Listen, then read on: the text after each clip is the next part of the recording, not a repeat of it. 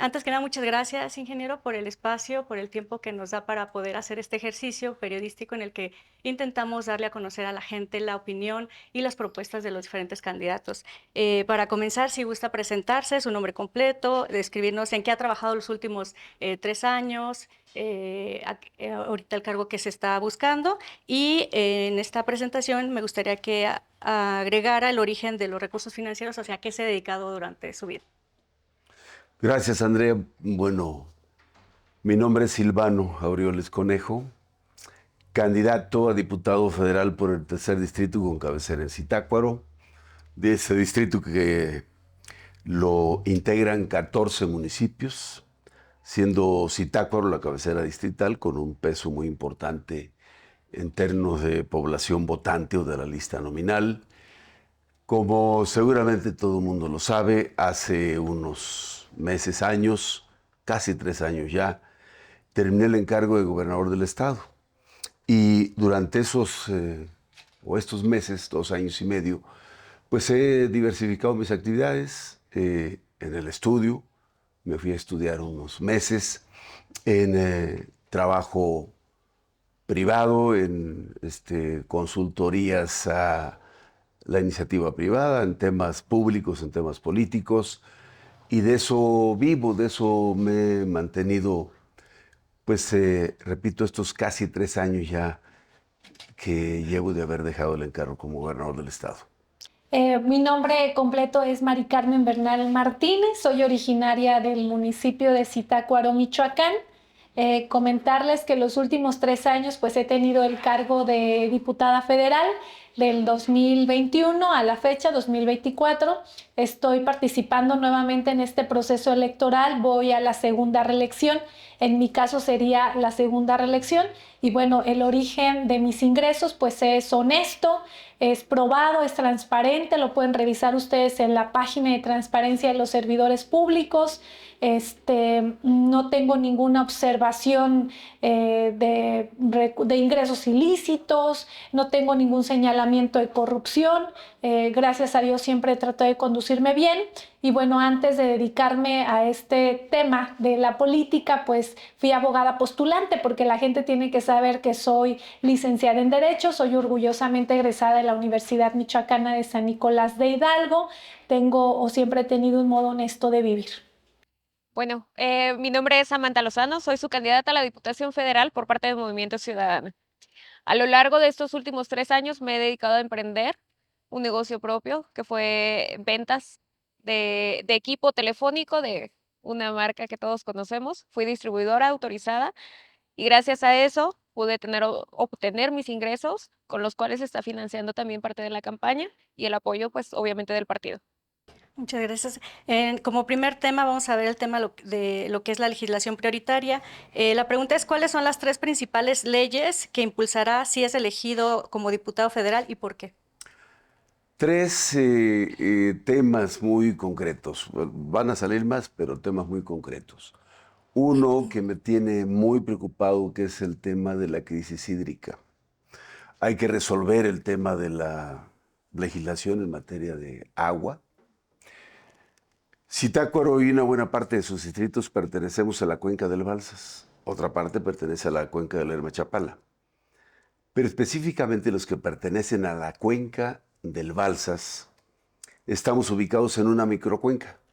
Desde los municipios de Hidalgo, Ocampo, Angangueo, Zitácuaro evidentemente, y los demás municipios de esta zona, que captan el agua que alimenta o abastece la presa del Bosque, y que luego esta agua es trasvasada o trasladada a la presa Colorines y luego subida al sistema Cutzamala. De hecho, la presa del Bosque está considerada como parte del sistema Cutzamala, este instrumento para abastecer de agua a la Ciudad de México y la zona metropolitana.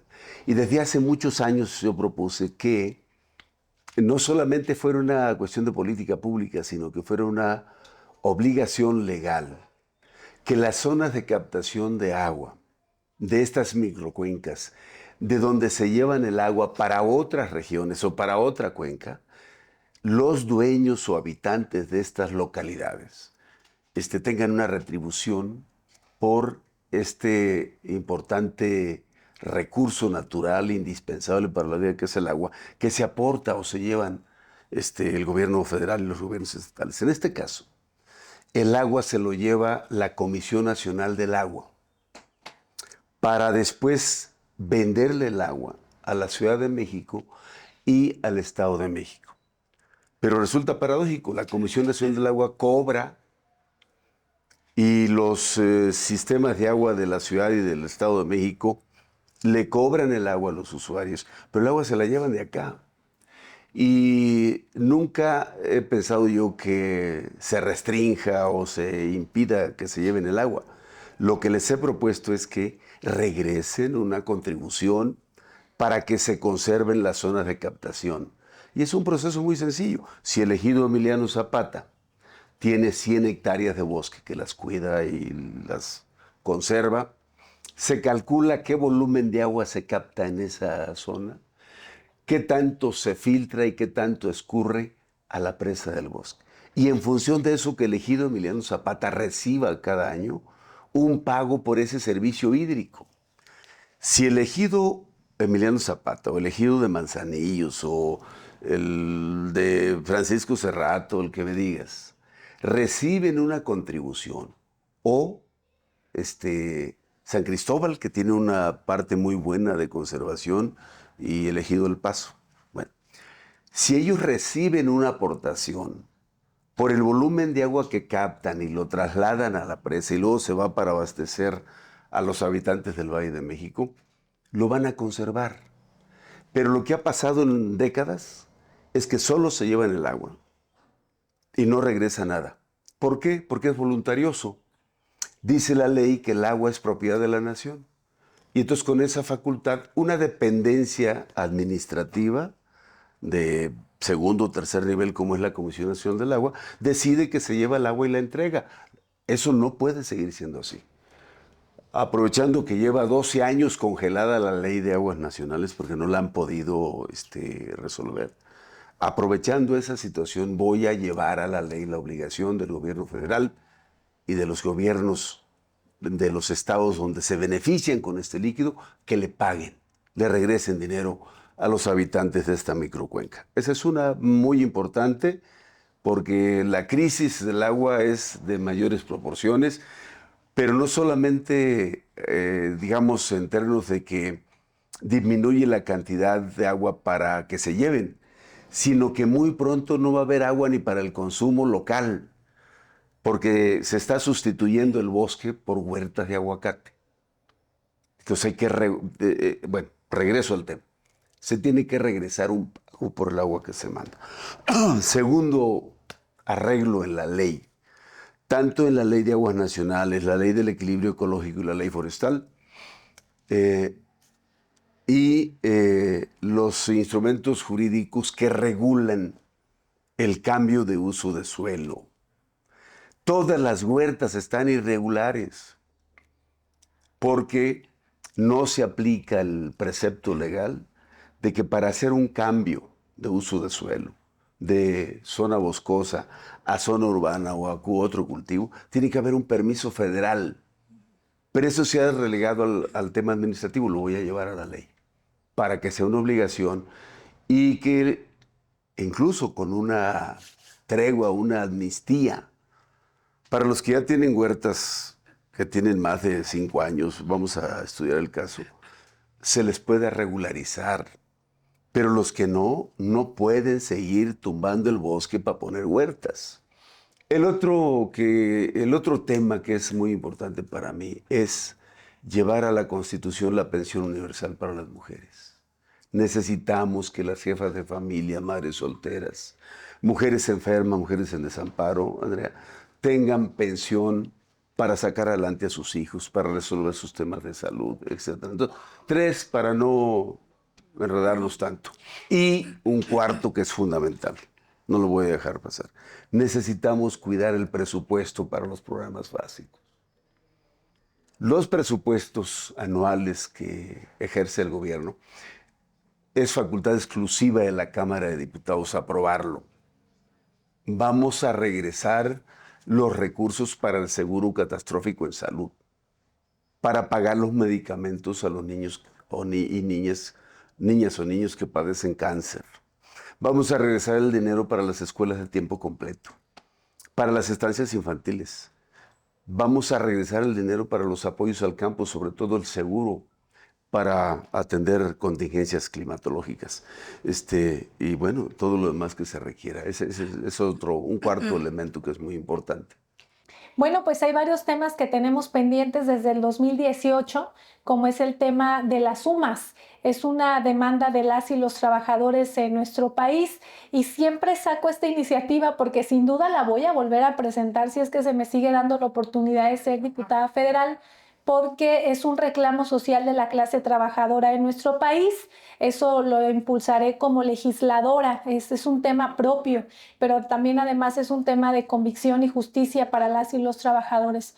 Otro tema que también voy a impulsar es el de tipificar de manera clara el feminicidio. Siempre he estado apuntando a este tema. Es muy difícil comprobar el feminicidio, hay que revisar las agravantes que hacen que este delito sea una realidad, hay que revisar los protocolos, entre otros temas. Y un tema que quiero retomar que a partir de esta legislatura es que la insuficiencia renal sea considerada como algún tipo de discapacidad. ¿Por qué lo comento? Porque precisamente en la región oriente, que es donde está este distrito, pues hay muchas personas enfermas que tienen este padecimiento y que desafortunadamente tienen que gastar muchísimo para poder tomar sus terapias y de pronto esta enfermedad parecería que no, pero sí los incapacita para poder realizar una actividad, para poder tener un trabajo.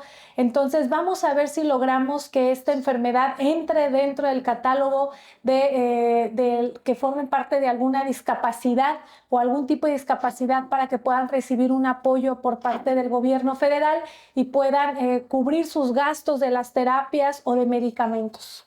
La primordial es trabajo con la primera infancia. ¿Y esto por qué? Porque llevamos 6 años en un gobierno que no se ha preocupado por los niños, porque los niños no votan, donde nuestros diputados y senadores no se han preocupado por ellos, y es primordial que empecemos a trabajar desde ahí. Si queremos manejar prevención de adicciones, prevención de falta de estudios, tenemos que empezar desde ahí. Tenemos que empezar a atendernos y preocuparnos por ellos, que las madres, los padres de familia no se sientan solos en este camino, que si bien hay apoyos para el adulto mayor y hay programas sociales también que benefician a los jóvenes, los niños van primero. La segunda es el tema de salud. Me encuentro en todos los municipios la falta de medicamentos, la falta de especialistas, la falta de enfermeras. Actualmente contamos con una matrícula de estudiantes que salen cada año y que están buscando oportunidades, pero que no se les dan porque no son hijos o primos o vecinos de gente, pues que los pueda ingresar. Necesitamos contar con los jóvenes, con las enfermeras que quieren trabajar y que están dispuestos a asistir a estas comunidades, comunidades como la Mora de Jungapeo, que durante muchos años no tuvo médicos, que durante muchos años no tuvo acceso a medicamentos tampoco y que tenían que trasladarse a Jungapeo y en su defecto trasladarse a Zitácuaro para que les atendieran en caso de alguna emergencia. La tercera es la parte de educación.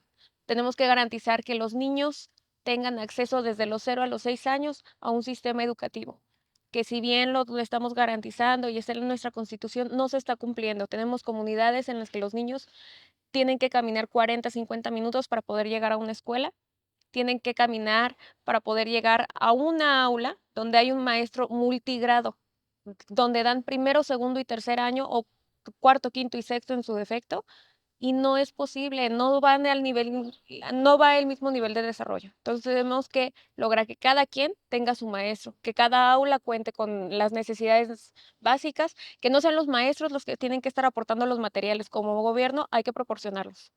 En el segundo tema sería las reformas clave. ¿Qué reformas nacionales considera urgentes y cómo planea contribuir a ellas desde su posición? Una que es un asunto fundamental, hija, es el tema del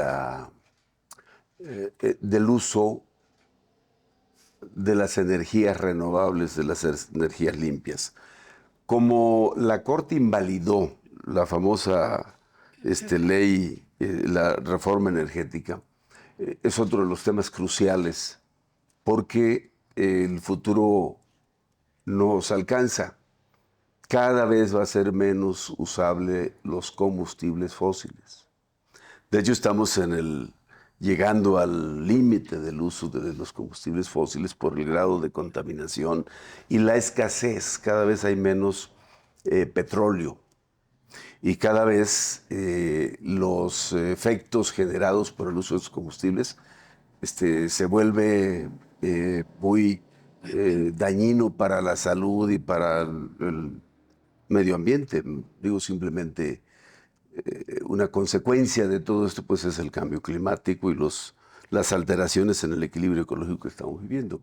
Entonces hay que enfocarnos ahí en el tema de las energías renovables, de las energías limpias, pero hay que legislarlo, hay que regularlo para que no sea un tema voluntarioso. Hay que regresar a obligar al gobierno a que invierta en las energías limpias. Imagínate, nos va a costar la refinería de Dos Bocas, si le va bien al país, 20,000 millones de dólares. ¿Para qué? ¿Cuánto vale el dólar? Vale como 17 pesos, 18 pesos. Estás hablando de una cantidad de recursos muy grandes. Mejor le hubiéramos metido ese dinero a las medidas de mitigación por el cambio climático, a la infraestructura para el agua, a recuperar las zonas perdidas de cubierta vegetal y demás. No meterlas en una refinería que no va a refinar. Y cuando llegue a refinar, estaremos en el fin del uso de los combustibles fósiles. Bueno, pues todos sabemos que tenemos grandes problemas de agua a nivel nacional. Tenemos que revisar la ley de aguas nacionales. Incluso aquí en la región oriente tenemos un pendiente, hay un convenio que tiene que ver con la Ciudad de México, el Estado de México, el Estado de Michoacán y el sistema Cutzamala. Hace algunos meses vino la doctora Claudia Sheinbaum a firmar este convenio para poder optimizar este recurso del agua, porque sí es un gran problema. Si no lo atendemos, no solamente se va a quedar en un problema regional, un problema nacional grave. Así que vamos a ver si ahora que ella sea presidenta, retomamos para que vuelva a venir a firmar este convenio, porque sin duda se tendrá que actualizar. Fue un convenio que tenía un fideicomiso de hasta por 300 millones de pesos. Entiendo que se empezó a trabajar en algunas partes, pero hasta ahorita no sabemos mucho. Vamos a revisar qué es lo que está pasando, porque es un problema que tenemos que atender. Otra reforma que sin duda tiene que pasar ya es la reforma al Poder Judicial. Este Poder Judicial que no es elegido por el pueblo, que tiene otro tipo de elección, considero que también es una reforma urgente, que el pueblo elija el Poder Judicial y no solo eso, que se bajen el sueldo, ganan muchísimo cada mes, siguen recibiendo una pensión vitalicia de hasta 400,000 pesos mensuales.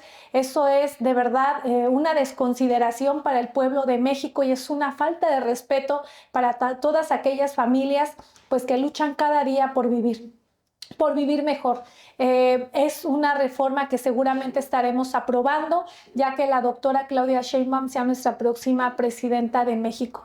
¿Qué otra reforma? Elevar la edad de 65 años para que sea la edad en la que los adultos mayores reciban su pensión universal, porque ahorita está solamente en una regla de operación del programa, pero tenemos que elevarla a rango constitucional porque es importante que tengan certeza de en qué tiempo, a qué edad van a recibir este apoyo.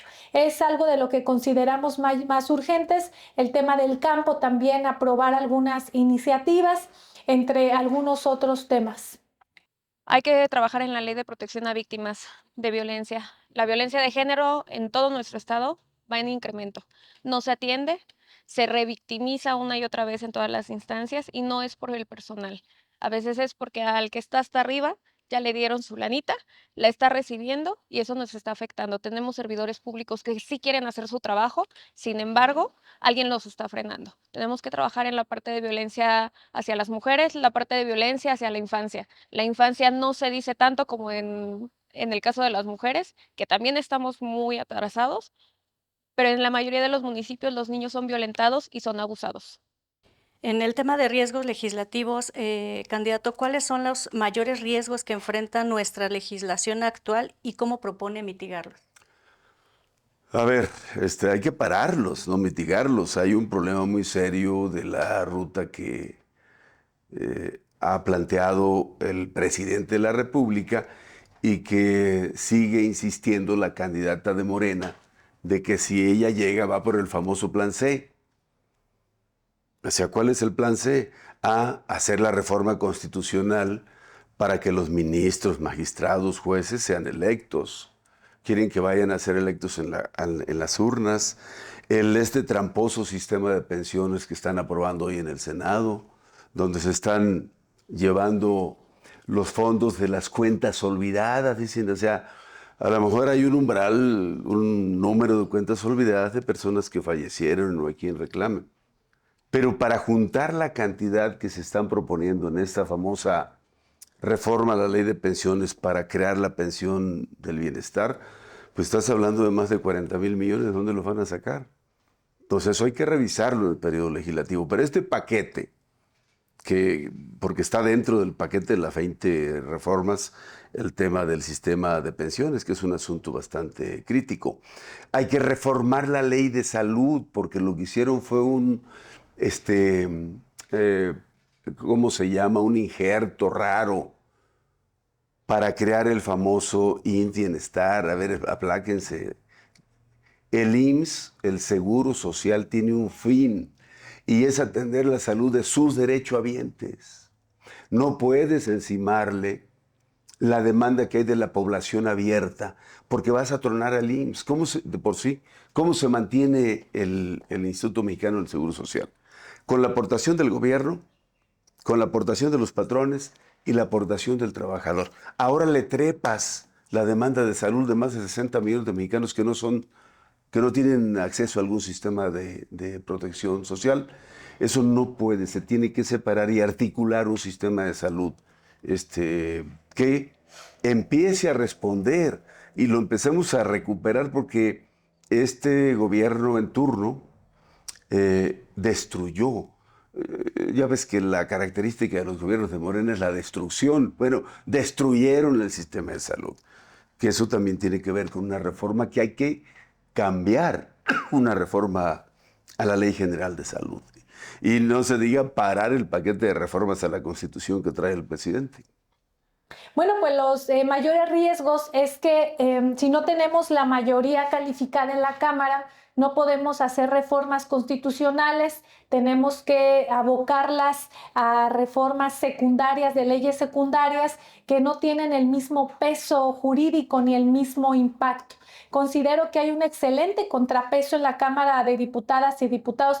Pese a lo que diga la oposición, pues tiene representación el PRI, el PAN, el PRD. Por supuesto que ahora somos mayoría los diputados de la Cuarta Transformación, con el PT, Morena y el Partido Verde. Sin embargo, recordemos que vivimos en un país democrático en donde ganan las mayorías. PRI, PAN, PRD ya tuvieron su oportunidad de gobernar, ya tuvieron su oportunidad de ser mayoría.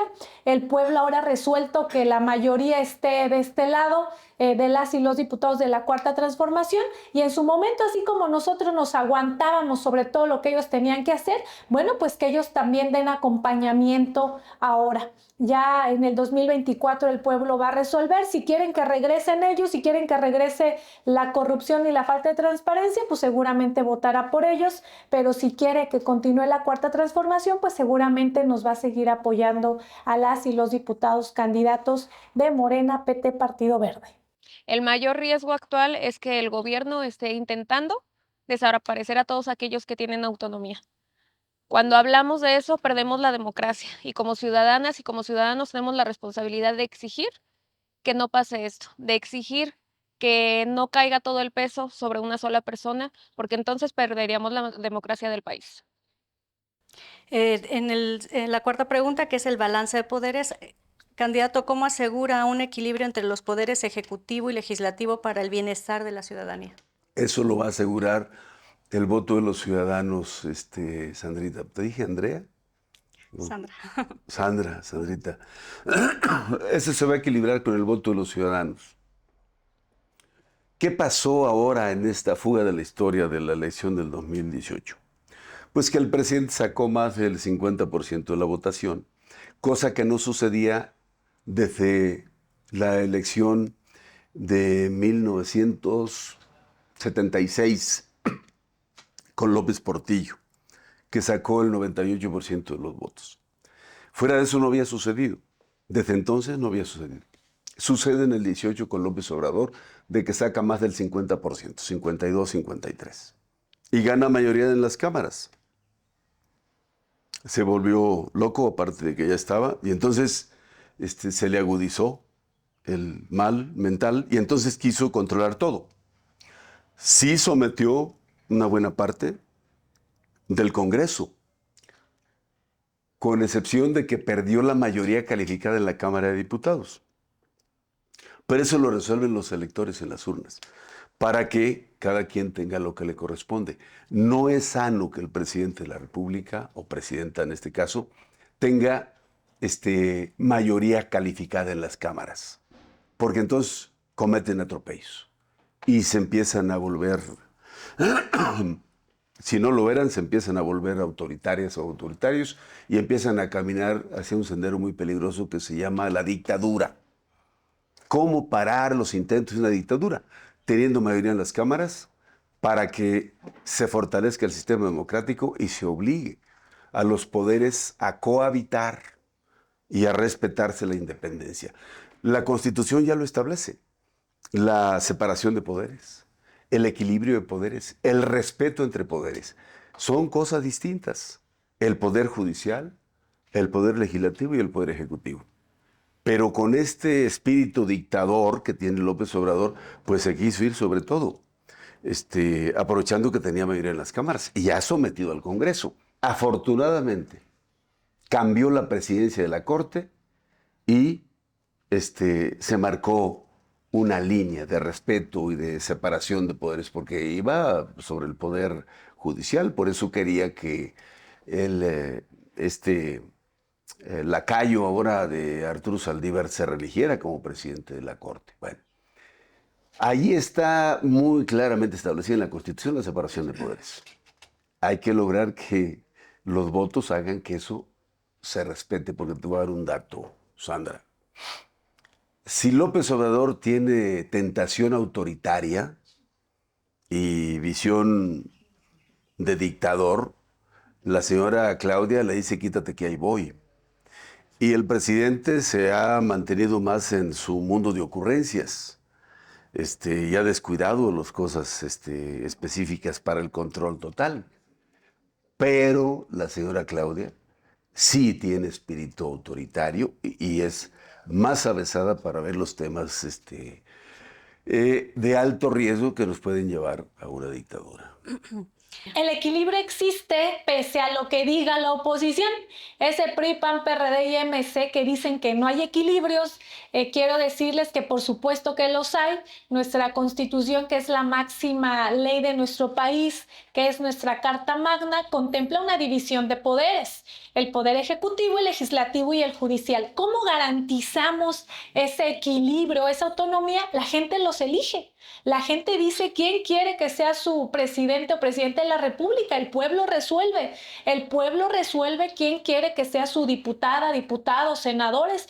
Bueno, pues ese equilibrio lo va generando el mismo pueblo. Y bueno, ahora el Poder Judicial es el único que por el momento el pueblo no decide, no los vota, pero que seguramente en un futuro lo hará. Y bueno, ¿cómo tienen garantizados o cómo tenemos garantizados el equilibrio, además de que el pueblo decida quiénes estén al frente de estos tres poderes?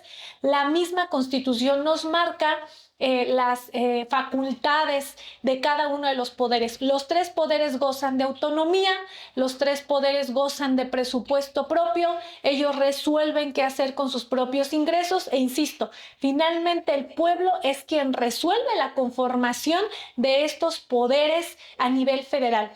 No llega la presidenta o el presidente solo porque quieren ser, se tienen que someter a un proceso electoral en donde el pueblo resuelve quién tiene que estar al frente. Así que al final el pueblo es quien genera este equilibrio.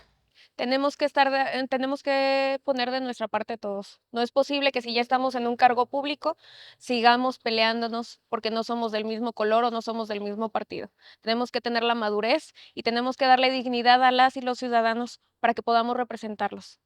En el tema de participación en comisiones, ¿en qué comisiones le gustaría participar y qué aportaría en estas? Bueno, para empezar, quiero ir a presidir el Congreso, que ya lo sé. Pero de las comisiones, pues las más importantes, presupuesto y cuenta pública. Hay que estar ahí para ver cómo se distribuyen los recursos. Hay que estar en las comisiones que tienen que ver con los temas ambientales. En otros momentos yo presidí la Comisión de Recursos Hidráulicos. Llegaron estos locos de la T4 y descompusieron todo. Hicieron comisiones a lo loco para repartirse cachos y no han hecho nada, porque no saben. O sea, todos lo fueron a hacer al aventón. Entonces, presupuesto, los temas ambientales y los temas de gobierno. Bueno, pues me gustaría, ya tuve la oportunidad de ser presidenta de comisión, fue una gran experiencia, pero en esta legislatura que va terminando, he estado, soy secretaria de la Comisión de Justicia, probablemente me gustaría presidir justicia, soy integrante de la Comisión de Puntos, me encantaría seguir integrando puntos constitucionales porque es una de las mejores comisiones al interior de Cámara. Me gustaría ser parte de la Comisión de Defensa Nacional. También considero que son 3 comisiones en las que una servidora, por mi formación académica, pudiera aportar mucho a nuestro país. Me gustaría participar en la Comisión de Salud, siento que hay mucho por hacer. Hay muchos programas que se pueden bajar a los municipios y que a la actualidad no se está haciendo, que se ha dejado deteriorar todo el tema de salud. Entonces me gustaría empezar a atacar ahí. Cuando la gente me recibe en sus domicilios, lo primero que me dice es que, ¿sabes qué? Yo puedo hacer con mi casa, yo puedo buscar la manera de conseguir alimento, yo puedo buscar la manera de trabajar, pero con mi salud o con la salud de mis hijos, de esa sí no puedo, porque son emergencias con las que no estoy contando. Entonces, vamos a empezar a trabajar desde ahí. Vamos a garantizar que las y los ciudadanos tengamos acceso a salud independientemente si estamos afiliados o no. En transparencia legislativa, ¿cómo promoverá la transparencia en el proceso legislativo para que la población esté informada y participativa? Pues mira, hay que hacer que el Congreso, las cámaras estén más abiertas y más cercanas a los ciudadanos. Nosotros legislamos para que haya iniciativa ciudadana. Le falta más conocimiento a la gente de cómo se puede procesar una iniciativa ciudadana. Que tú digas, oye, yo quiero trabajar una iniciativa de ley, ¿cómo la hago llegar a las cámaras y cómo logro que ésta transite por los túneles del proceso legislativo, que es muy complejo? Escucho yo a los candidatos, dicen, es que voy a ir al Congreso a hacer leyes. Para lograr una reforma, una adición a un artículo, cuesta mucho trabajo. Hay que conocer el proceso legislativo. Por eso casi no hay avances en esa materia. Pregúntale a la diputada que lleva 6 años aquí cuántas iniciativas presentó y cuántas le aprobaron. Bueno, pues todo lo que se apruebe en la Cámara de Diputados, hay una gaceta parlamentaria, está el diario oficial de la Federación, donde las y los habitantes del distrito y del país pueden consultar lo que hemos hecho. Las sesiones son públicas a través del canal del Congreso, a través de las redes sociales. Tal vez me falta comunicar un poco más lo que hago en temas legislativos, probablemente tener mayor vinculación con la ciudadanía a través de los medios, boletines informativos, transmisiones en vivos, utilizar las redes sociales en todo momento porque sabemos que ya es un instrumento fundamental para nuestra sociedad. Entonces es apuntarle más a eso y por supuesto seguir teniendo reuniones así de frente con la gente, asambleas informativas, no solamente en proceso electoral, sino cada que haya la oportunidad para informar sobre el trabajo legislativo que hemos venido realizando. A eso me comprometo. Tenemos que fortalecer el área de comunicación dentro de mi equipo de trabajo porque siempre es importante que la gente sepa qué hacemos, lo que hacemos y cómo lo hacemos dentro de la función pública. En este momento la gente no conoce qué es lo que está haciendo su diputado, ni federal ni local. Desconocen por completo que somos los primeros que tenemos que levantar la mano para que los programas pasen, para que el recurso llegue. Entonces, lo que yo propongo es que transparentemos todo, que así como nos presentamos en ruedas de prensa, agarremos, seamos claros y digamos, ¿saben qué? Estamos proponiendo esto. y esto no está avanzando porque estos no me están ayudando. Y lo dije ayer en mi gira por Senio. Necesitamos que todos aquellos que se están interponiendo en la mejora de condiciones de vida de las y los ciudadanos sean expuestos y que los ciudadanos sean quienes reclaman, sean quienes alzan la voz también con nosotros. Necesitamos trabajar en colaboración. En evaluación de impacto, antes de apoyar una reforma, candidato, ¿cómo evaluará su impacto social, económico y ambiental? Lo primero que se tiene que cuidar es que las leyes que se aprueben tengan el respaldo financiero. No se puede aprobar una ley sin tener claramente demostrado que hay el presupuesto para soportarlo. Es decir, es al revés. Primero se tiene que tener el respaldo o la certeza de que hay el respaldo financiero y luego se vota la ley. Si no, una ley sin el respaldo financiero, sobre todo las que tienen que ver, por ejemplo, yo estoy planteando la pensión universal para las mujeres. Eso sigue una ruta muy compleja, porque primero hay que acordarlo con Hacienda para tener la certeza de que los 10,000 o 20,000 millones que se requieran, sí los va a poder prever y tener disponible la hacienda pública. Esa es la parte más complicada de una reforma de esa naturaleza. Nosotros estamos defendiendo un proyecto de nación y este proyecto de nación, cuando se presentan las iniciativas, ya van con un previo estudio. Sin embargo, nosotros todavía analizamos algunos puntos con un equipo de trabajo. En el grupo parlamentario hay asesores que nos ayudan tanto jurídicamente como económicamente, y cuando tienen que ver con un tema de impacto ambiental, pues también siempre hay observaciones. Hay algunas ocasiones en las que hemos propuesto reservas para su modificación, algunas han prosperado, entonces el trabajo legislativo siempre está, o tratamos que esté al 100%, siempre proponiendo, siempre valorando, y cuando nos toca subir a tribuna a dar el debate por alguna reforma, lo hacemos de manera contundente. De la mano de expertos, yo lo dije anteriormente, los políticos no somos todólogos y necesitamos colaborar con gente de campo, colaborar con agrónomos, colaborar con ingenieros, colaborar con el sector médico. No tenemos por qué estar tan polarizados. Tenemos que formar mesas de trabajo que realmente nos representen y que sean fructíferas para esas reformas. En la agenda legislativa y local, ¿cómo alineará su agenda legislativa con las necesidades específicas de su distrito? Ya te dije, lo tengo muy bien identificado, el tema del agua, el tema del bosque, el tema de infraestructura, el tema del turismo, que hay una ley general de turismo y una ley en el Estado. Entonces hay que alinearlo con el potencial que tiene el Estado. Hay que alinear también la ley de desarrollo rural sustentable, la ley forestal, la ley del equilibrio ecológico, la ley de aguas nacionales, que ya te hacía referencia en la otra pregunta, para que lo que tenga de contenido o lo que se agregue o se quite, pues sea para beneficio de la región. Tengo en el distrito, para empezar, 2 pueblos mágicos, Tlalpujagua y Angangueo.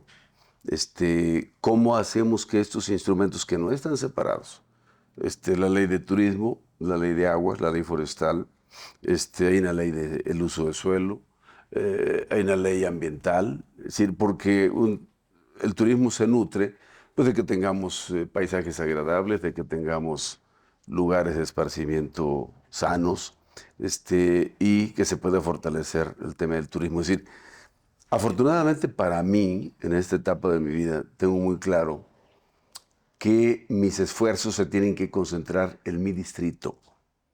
Sandra, yo ya no voy a volver a competir, por lo menos localmente, no. Voy a competir por la presidencia de la República en 6 años, pero en lo local ya no. Entonces quiero dejar cosas resueltas de mi distrito, porque yo aquí vivo y aquí voy a vivir. pues lo que siempre pueda atender y que esté al alcance de mi posibilidad. La gente tiene que saber que mi función es legislativa. Esa es mi función principal, legislar, presentar iniciativas de ley, aprobar reformas a la ley, modificaciones. Eso es mi función principal. Y obviamente habrá fechas, habrá momentos en los que los visitaré en los municipios, en las colonias. Cualquier pretexto siempre va a ser bueno para yo regresar con la gente y poder brindar algún tipo de apoyo, pero también informar sobre mi trabajo legislativo. Siempre me he caracterizado por dar atención ciudadana. Continuaremos con la atención ciudadana para que la gente nos pueda decir personalmente qué es lo que necesita. Vamos a seguir recorriendo el distrito, no vamos a parar. Una vez que estemos ahí, tenemos que seguir escuchando las necesidades, porque son muchas, pero hay que mantener las prioridades.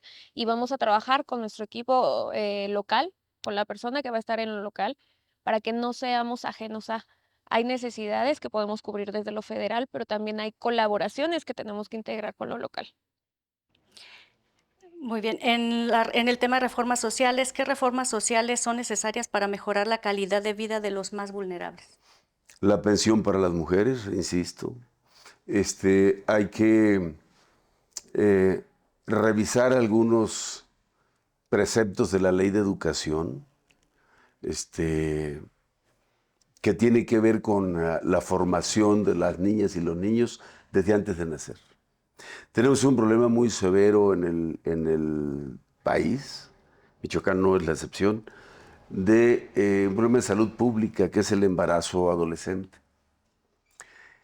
Entonces, de ahí tenemos que cuidar. Digo, primero, mucho trabajo en la prevención de este fenómeno social que se ha convertido en un problema de salud pública. Pero no lo vas a poder erradicar todo porque es un asunto de la condición humana. Pero sí puedes tener medidas para acompañar el nacimiento de niñas, niños que les toque esta condición y que empecemos a cambiar los patrones conductuales. ¿Por qué no podemos parar la violencia contra las mujeres? ¿Por qué es tan difícil parar el machismo? O ir mitigándolo por lo menos. Porque hay que cambiar los patrones culturales y eso se cambian desde la gestación, desde que el niño está en el seno del vientre materno. Desde ahí empiezan las cosas. A lo mejor no con cosas directamente con el bebé, pero sí con el trato a la mamá. Y eso nos lleva a cambiar los planes de estudio. Y eso nos lleva a juntarlo y asociarlo con el programa de salud, los programas de salud pública, y nos lleva a asociarlo con los programas de alimentación, que tiene que ver con un asunto de alimentación sana. Es decir, entonces, la educación como instrumento básico de transformación, la salud pública, los programas de alimentación, el hambre cero, la desnutrición cero, y que además eso yo lo voy a enganchar, Sandra, con otro tema que es hoy por hoy lo más delicado del país, que es el tema de la seguridad pública o la inseguridad pública. ¿Quieres acabar con la violencia en contra de las mujeres? Hay que cambiar los patrones de conducta. Y eso es desde antes de que nazca la niña o el niño. ¿Cómo vamos a lograr recuperar valores tan importantes como el respeto a la vida? Con educación inicial bien estructurada y planeada. Les andamos enseñando civismo a los niños en secundaria o en preparatoria, derechos humanos. Para esa altura ya los patrones ya se formaron. Dicen los expertos o expertas que los patrones de conducta se arraigan de los 0 a los 7 años. Después ya pues nos sirve como cultura general, pero no para cambiar el patrón de conducta. Pues hay una propuesta muy interesante de la doctora Claudia Sheinbaum que seguramente estaremos apoyando, que tiene que ver con becas a niñas y niños desde preescolar hasta secundaria. Esta es una reforma que tiene que ver con lo social, pero también con lo académico y de apoyo a las madres solteras. Esta sola propuesta abarca varias situaciones de nuestra sociedad, estará resolviendo algunas dificultades que enfrentan sobre todo las madres solteras cuando tienen sus hijos y que lo lo que más preocupa a una mamá o lo que más nos preocupa a las mamás es sacar adelante a nuestros hijos, y de nuestros hijos lo que más nos preocupa es la educación. Estas becas, no digo que les va a venir a resolver la vida, pero sí va a venir a amortiguar un poco el gasto que tienen las familias mexicanas. Y ¿sabes qué? También va a motivar mucho a las niñas y a los niños. Cuando las niñas y los niños tienen una beca, ellos se motivan para continuar estudiando. Es una beca con es un programa, perdón, con amplio sentido social, con una visión humanista, pero sobre todo con una visión de mujer, con una visión de mamá, con una visión de jefa de familia, que siempre estamos dispuestas a sacar adelante a nuestras hijas e hijos. Las reformas sociales ahí están.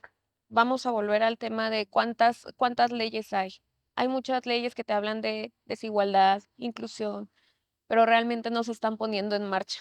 Tenemos que presionar a los organismos que están encargados para que cumplan con su labor, para que no seamos los que tenemos que estar aventando iniciativas solo por decir que estamos haciendo nuestra chamba. No, con las que ya están hay que trabajar y hay que exhortar a que se cumplan. En el tema de desafíos constitucionales, candidato, ¿cómo enfrentará los desafíos constitucionales que presentan algunas reformas pendientes? Pues el tema es que no tengan la mayoría para sacarlas, porque si el gobierno en turno, el que sea, incluyendo si gana Xóchitl Gálvez, que yo quiero que gane Xóchitl, incluyendo si gana el Frente Fuerza y Corazón por México, de todos modos hay que ponerle un freno a las tentaciones autoritarias. Y eso va a pasar porque no tengan mayoría calificada. Nadie. De tal manera que las reformas que se hagan pues, sean resultado de un amplio análisis, discusión, y que se tenga la certeza de que esas reformas van a servir para mejorar la calidad de vida de la gente, para cuidar los recursos naturales, para evitar esta tragedia de inseguridad que vive el país. Hoy está en la Constitución que las Fuerzas Armadas pueden seguir siendo tareas de seguridad pública, por lo menos hasta el 2028. Yo creo que eso debería de analizarse en el próximo periodo legislativo, en la próxima legislatura y con el próximo gobierno, sea el que sea. Yo estoy convencido de que no hay que tener las Fuerzas Armadas haciendo tareas de seguridad pública. Hay que reservarles sus funciones, que ya están establecidas en la Constitución, y hay que sí establecer muy bien en la Constitución el fortalecimiento de un cuerpo policíaco preparado, capaz de investigación, de inteligencia, para hacerle frente al crimen. Y ahí mismo en la Constitución hay que revisar las competencias. ¿Qué le toca al gobierno federal, qué le toca al estatal y qué le toca al municipal? Hoy la principal carga se la dejan al municipio. Y el municipio no puede con eso. ¿Para qué? Pues con análisis y con estudio. Seguramente habrá debate, vamos a salir adelante con el debate. Siempre nos tenemos que preparar en los temas que tienen que ver con la Constitución. En lo particular, me he estado especializando en el tema constitucional. Estoy estudiando pues, un posgrado que tiene que ver precisamente con este tema. Entonces, el conocimiento siempre da poder. El tener conocimiento, perdón, siempre da seguridad. Entonces, saber sobre el tema, eso es pieza fundamental en materia legislativa. Daremos el debate en materia constitucional, que sin embargo también tendrá un impacto en lo social. Y ahí es donde viene la formación política, ideológica, que tampoco debemos olvidar.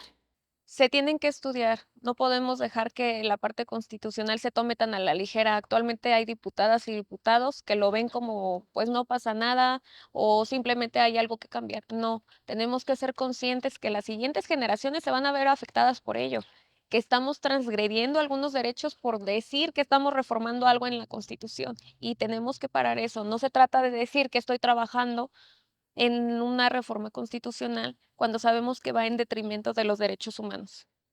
Bueno, y por último, ingeniero, más allá de partidos, más allá de colores, eh,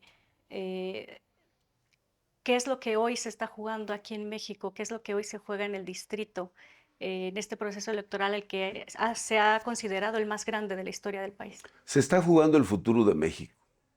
Y, entre otras cosas, la disyuntiva o dictadura o democracia.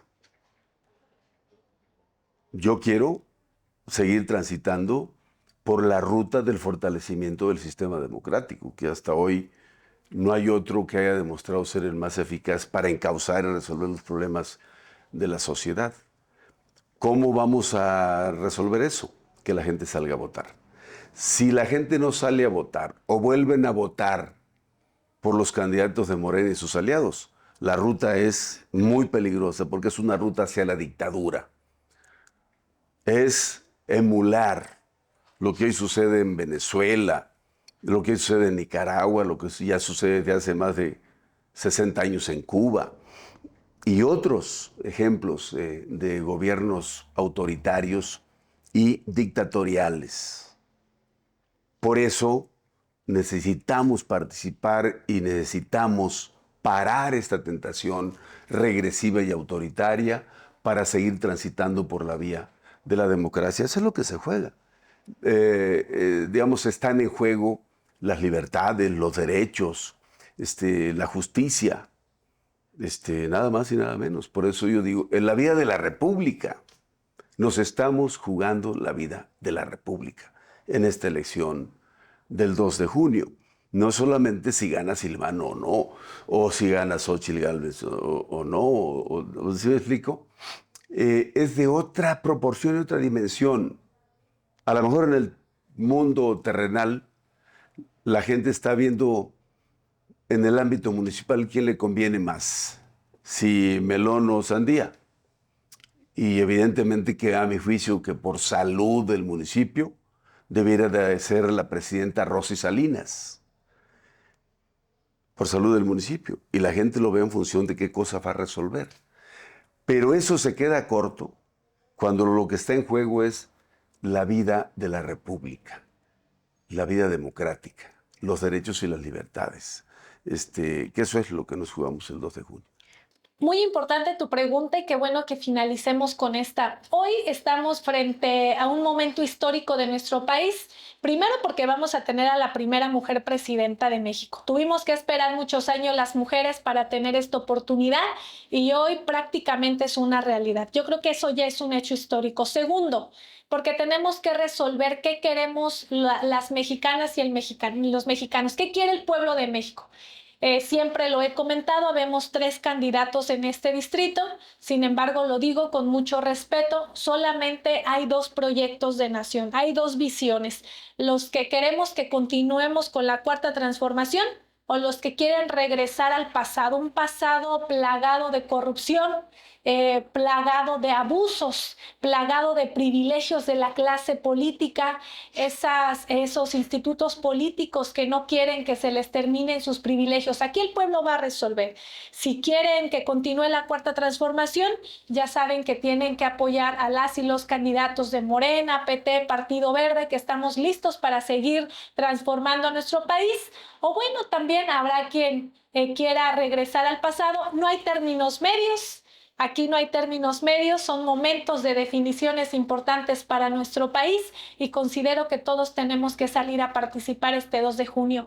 Recuerden que aquel que se queja y no vota y no sale a votar no tiene derecho a quejarse. El voto es un derecho, pero también es una responsabilidad que nos marca la Constitución Política de los Estados Unidos mexicanos. Hoy se está jugando el futuro de la democracia del país. Si en estas elecciones como ciudadanas y como ciudadanos no somos reflexivos en el voto, vamos a perder la autonomía de las instituciones que nos protegen. Vamos a perder la capacidad de poder votar y ser votados. Vamos a perder el acceso a medicamentos. Vamos a seguir empeorando nuestro sistema educativo. El sistema educativo de México va de mal en peor cada vez. Vamos a dejar de fomentar que los jóvenes tengan un futuro porque lo vemos ahora como si progresar fuera algo malo, y no es así. Tenemos que inculcarles que tengan sueños, que tengan ambiciones, no es malo. Y querer que todos estemos en un mismo nivel, que nadie tenga ganas de progresar, no está bien. Tenemos que hacer que nuestros jóvenes quieran salir adelante y que las siguientes generaciones no padezcan lo que hoy estamos padeciendo nosotros. Que las siguientes generaciones se involucren en temas de política y que sean ellos quienes van a levantar la voz por nosotros más adelante. Pues muchísimas gracias, candidato, por este espacio, por la atención a nuestro medio. ¿Cuál sería entonces el mensaje para todos los ciudadanos? Que salgan a votar. Los invito, las invito a que reflexionemos hacia dónde vamos. ¿Qué queremos para nuestras hijas e hijos, nietas, nietos? ¿Qué queremos para nosotros mismos? ¿Qué queremos para nuestro México? ¿Quieres un sistema democrático, de libertades, de derechos? ¿O quieres un sistema dictatorial? ¿Un esquema como Venezuela, donde la gente anda, hasta los que tenían empleo y tenían condiciones de vida, andan recogiendo basura en los botes para alimentarse? ¿O quieres un sistema de libertades, de iniciativa, de cambios, de derecho a decidir, a desplegar tus capacidades? Reflexionar para nosotros mismos. Y que no te confundan con que si recibes un apoyo del gobierno, si tienes la pensión para los adultos mayores, esa se va a mantener. Ese no es el tema. El tema es para dónde va la vida democrática de nuestro país. ¿Cómo se resuelve? ¿Qué les pedimos? Salgan a votar. Salgan a votar el 2 de junio. Esa es la mejor manera de rescatar a México. Bueno, pues nada más, espérenos muy pronto en su colonia, en su localidad o en la puerta de su casa, porque seguramente los estaremos visitando los siguientes 28 días que restan de campaña. Muchas gracias por recibirme en sus colonias, en sus localidades, en sus hogares. No les vamos a fallar. Y este 2 de junio ya saben que juntas y juntos vamos a seguir haciendo historia. Este 2 de junio se juega no solo la democracia del país, sino nuestras libertades. Hay que ser conscientes. Tenemos la opción, tenemos opciones nuevas. Ya no son los mismos políticos que han estado una y otra vez, que ya le fallaron desde el gobierno, que ya les fallaron desde una diputación federal, que están tratando de repetir y que nos han dejado solos. Que durante sus gobernaturas y durante su periodo en la Cámara no hicieron otra cosa más que ver por intereses propios. Estas elecciones tenemos la oportunidad de cambiar las cosas, pero eso solo lo vamos a lograr votando el 2 de junio.